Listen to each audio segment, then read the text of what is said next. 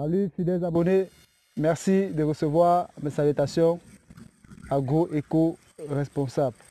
La terre ne trompe pas, c'est vrai, on touche pas avec elle.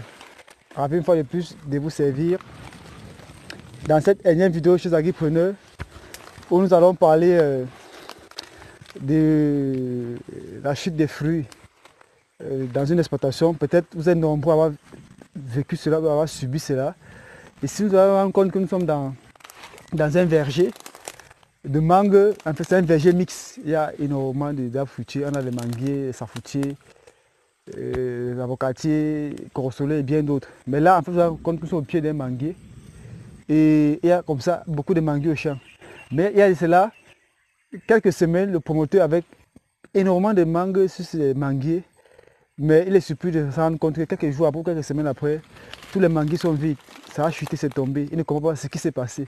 Il était peut-être prêt à accuser le voisinage ou peut-être le personnel sur place disant que peut-être on a sucé les fruits. Mais étant arrivé sur le site pour faire le diagnostic, on s'en rend compte bien évidemment, comme vous pouvez voir là derrière, ce manguier avait beaucoup de fruits d'après ce qu'on nous dit, mais il reste quelques fruits.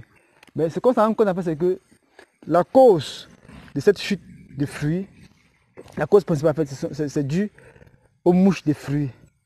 Ces mouches de fruits sont capables de dévaster en quelque temps de grandes parcelles d'arbres fruitiers. C'est-à-dire que ça peut réduire le rendement à zéro, la mouche de fruits. Donc, et c'est ça qui est en grande partie dans cette exploitation. Vous allez voir que même actuellement, on fait la vidéo, vous allez rendre compte que sur ces fruits, il y a les mouches là qui reviennent. Vous voyez que quand ils viennent là, ils viennent s'abreuver là. Et ils laissent des pucules, et voilà, vous voyez l'entaille là que ça a laissé. Et là, s'ils laissent des pucules comme ça là, à l'intérieur, il y a les chenilles qui se forment. Et quand ces chenilles se forment, le fruit finit par pourrir et ça chute et ça tombe. Donc, ce qui fait en sorte que tous ces manguiers qui ont fleuri, qui ont produit, à ce jour au champ, il n'y a rien. Le promoteur n'a même pas un fruit. Alors, ceci généralement est dû à quoi? À l'entretien. Parce que vous allez voir en fait que si on fait un peu le tour, vous allez voir que le site est déjà pas propre. Il y a déjà assez d'humidité dans le site, ce qui attire aussi pas mal ces mouches. Donc, si vous êtes producteur d'arbres fruitiers ou de mangues en particulier, vous avez des chutes de fruits dans votre champ, rassurez-vous que cela peut être dû aux mouches de fruits. Maintenant, il faut donc pouvoir les éliminer, les combattre. Tout passe déjà par la propriété, la 4S, notamment le suivi. Il faut déjà mettre la propriété dans le champ. Après avoir mis la propriété, il faut donc pouvoir utiliser des méthodes curatives. Notamment, il y a les solutions pour piéger ces mouches.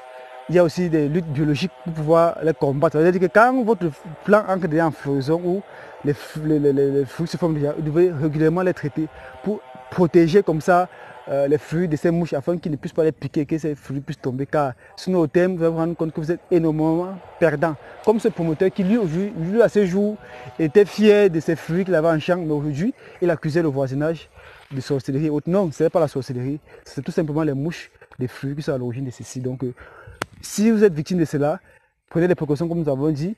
Il y a des solutions naturelles, écologiques et biologiques pour lutter contre ces mouches. Il y a des pièges mouches pour les éliminer dans votre exploitation. Mais le tout réside d'abord sur la propriété et l'entretien. Vous allez voir que même ici, il n'y a pas l'entretien des arbres. Donc c'est normal en fait que ce soit infesté comme ça. Donc ils ont trouvé vraiment un champ propice. Donc il faut déjà d'abord bien entretenir votre exploitation. Donc comme on le dit, il faut déjà vous rassurer que la 4S et la 4B sont au rendez-vous. Ici, il n'y a pas de 4S, il n'y a pas de 4B. Raison pour laquelle en fait, on a ce qu'on a là. Donc pour éviter cela, rassurez-vous de respecter la 4S et la 4B. Espérons que cette vidéo vous a été utile et que vous n'êtes pas suivi les projets de technologie. Je vous dis à très bientôt pour un sujet encore plus intéressant. C'est comme ça